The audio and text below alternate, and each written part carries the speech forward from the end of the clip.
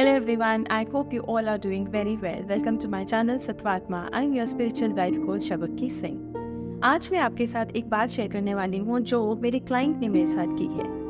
कल जिनसे मैं मिली, इन्होंने मुझे बताया कि आपसे मिलने से पहले मैंने बहुत पहले एक सैटर्न की एक रेमेडी देखी थी इंटरनेट पे और इनको ये समझ में आया, किसी ने बताया या कैसे भी, कि सैटर्न जो है इनका वीक है ना। तो इन्होंने क्या किया, वो सैटर्न की रेमेडी की। अब वो उन्होंने जो भी वो रेमेडी की, उससे क्या हुआ, इनका मूड और वीक हो गया। रीज़न ये था कि मैंने इनसे पूछा कि आपने रेमेडी क्या की। रेमेडी में उन्होंने ये किया कि आटे के साथ उन्होंने थोड़ा सा तिल मिलाकर उसकी रोटी बना ली, जस्ट बिकॉज कि उनको सैटर्न के जो भी इफेक्ट्स आ रहे होंगे उसको कम करना था और सैटर्न को मजबूत करना था, बिकॉज सैटर्न उनके अगेंस्ट काम कर रहा था। देखिए, इस चीज़ को ना समझना बहुत ज़रूरी है। चाहे आपको कहीं से भी रेमेडी मिली हो, किसी प्रोफेशनल से भी अगर मिली हो, आपको उससे पूरी तरह से स्टडी करना चाहिए, आपको उसे समझना चाहिए। चाहे आप उनसे पूछो, चाहे आप अपनी स्टडी स्ट्रॉन्ग करो, लेकिन कोई भी रेमेडी करने से पहले 10 बारी सोचो। क्यों?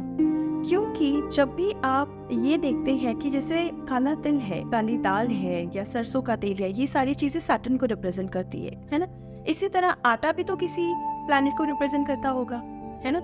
तो हमने ये भी सुना है कि आटा, राइस या मिल्क, ये सारी चीज़ें जो है ये मून को रिप्रेजेंट करती है। होता क्या है, जब हम किसी एक प्लैनेट को बैलेंस करने के लिए किसी दूसरे क्रिटिकल प्लैनेट को हिलाते हैं या सॉफ्ट प्लैनेट को हिलाते हैं, तो कहीं ना कहीं वो जो सॉफ्ट प्लैनेट है वो इम्बैलेंस हो जाता है। देखिए, हमें करना तो ये था कि हमें सैटर्न को मजबूत करना था, लेकिन वो सैटर्न मजबूत होने की जगह कुछ ऐसे तरीके से मजबूत हो गया जो मून है वो वीक हो गया, है ना।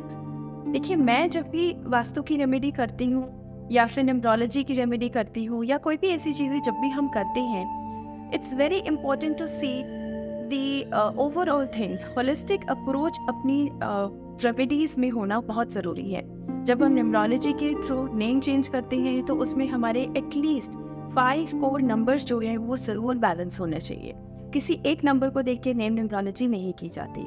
सिमिलरली एस्ट्रोलॉजी में भी जब हम किसी एक प्लैनेट को देख के हम कोई भी एक रेमेडी सुन के हमने कहीं से ले ली, तो ये हमें और हार्म कर सकता है। क्यों? क्योंकि हमें ये नहीं पता कि हमारे और कौन कौन से प्लैनेट्स हैं जो अपनी जगह पे हैं या फिर जगह पे होने के बावजूद शायद वो वीक है, क्योंकि उसके साथ हो सकता है कई और प्लैनेट्स बैठे हों।